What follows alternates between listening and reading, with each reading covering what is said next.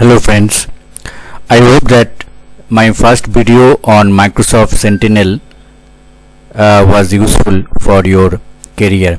So in today's video I will be talking about how to configure the Microsoft Sentinel playbook.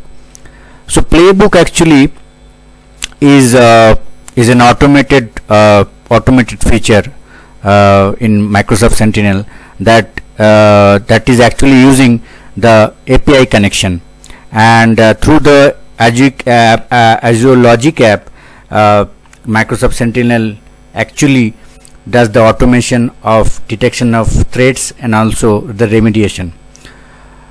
So let's see that how to configure the playbook.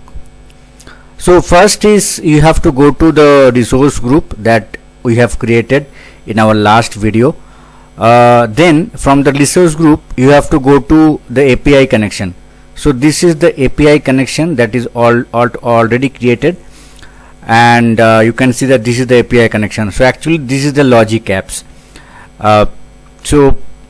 You can click on this API connection, and after clicking on the API connection, on the left hand side pane, click on the Edit API connection.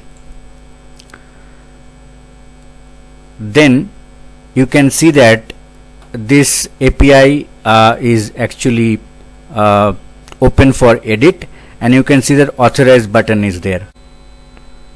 After you authenticate your username and password, you will be getting this screen.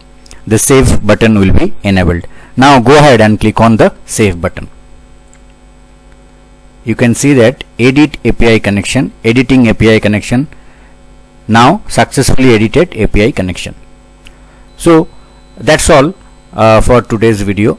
So this video is pretty quick, and I hope that you will be able to perform this task in your day-to-day operation, because you have to actually modify or you have to configure the playbook in your production environment.